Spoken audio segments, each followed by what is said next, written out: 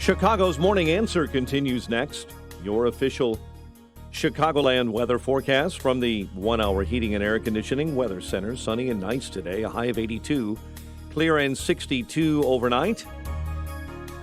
63 at O'Hare. Next news coming up at 8. Chicago's Morning Answer with Dan and Amy continues next on AM 560, The Answer. This hourly segment is brought to you by Papa Nicholas Coffee.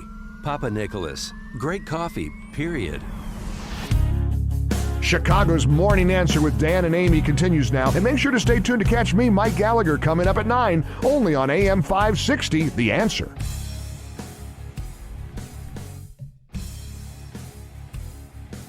Top of the morning, Dan, and in for Amy J this morning, Chicago Tribune columnist John Cass. And, John, there's a new gun club in Chicago, Chicago-based at least. And, I belong to a couple of sportsmen's clubs in the suburbs. Mm-hmm. Shooting clays and so forth. So, these are the one of the little platoons of democracy. This looks to be another one, the 761st Gun Club of Chicago. But I like this because I got a sense that all politics is woke off now. And I got a sense that this guy will freak out those white liberals. Well, big time. Right. It doesn't seem like this is coming from, this is consistent with the orthodoxy of opinion that Chicago Democrats want to impose on the city. 761st Gun Club of Chicago. We'll get you the genesis of that name, which is very interesting. The gentleman who started it is Dickson Q. Amoa, and he wants to change the perception of gun ownership in the black community in Chicago. And he joins us now to discuss that. Dixon, thanks for joining us. Appreciate it. Good morning, gentlemen. How you guys doing? Good morning. And so why don't we start, because I like the choice you made with the gun club's name, the basis for the 761st Gun Club. So the 761st Gun Club was named after the Army 761st Tank Battalion. This tank battalion was an all-black tank battalion that fought in World War II. They were under General Patton's army, and we chose this name because that history was never or rarely shared within the black community. So this was our way to pay homage and show our patriotism. And, okay, so now we got the basis of the name, and what's the mission of the organization? So the mission of the organization is to preserve the rights of African-American gun ownership in the Chicagoland area. We are affiliated with the National African-American Gun Association. That's our national chapter. Our goal is to promote a positive chapter in the Second Amendment, and then also in the black community. And I don't understand, because the problem in the black community, the predominantly black neighborhoods in Chicago, is too many guns, and so that's what I understand from the politicians. And so we need to get rid of guns. We not need to encourage gun ownership. Well, and if you look at history, we've seen a lot of history with the black gun owners. We have Robert F. Williams. A lot of people don't even know that Dr. King was also a gun owner. It was, I forgot what the book was, but I remember one of the chapters we were talking about the amount of arsenal that Dr. King had. But what happens is with that narrative, people want to just talk about the nonviolent part of Dr. King, which he was nonviolent, and what will help with the pro-gun side is, I mean, even though you're nonviolent, doesn't mean that you don't believe in self-defense. So we're trying to bring out the truth.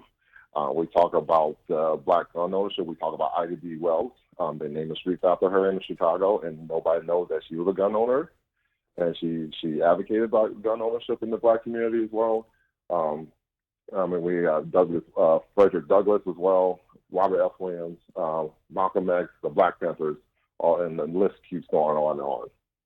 And the logo of your group is taken from the logo of the Tank Battalion, the 761st, which is also a Black Panther. Correct? So we chose that logo on purpose because I think it was a provocative logo.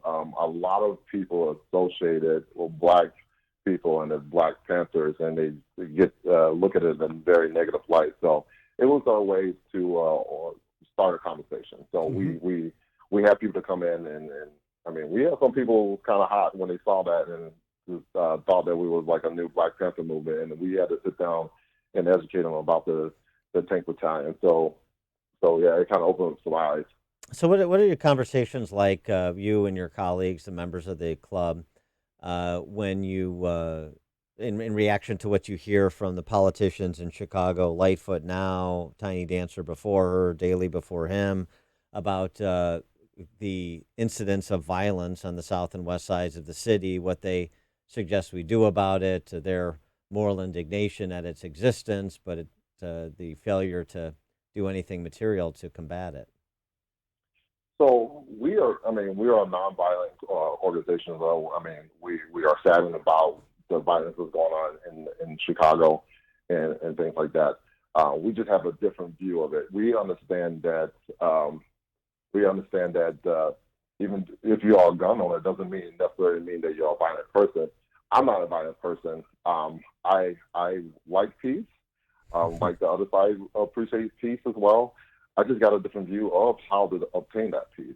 So we all know that the bad guys don't like bullets flying back at them. So usually if they know that, they'll kind of quiet themselves down. So what we do at the gun club, we talk about the laws. So the thing is, we got all walks of life that comes in our gun club. So we got Republicans, we got Democrats, we got independent. I'm more of an opportunist, but Yeah, sure.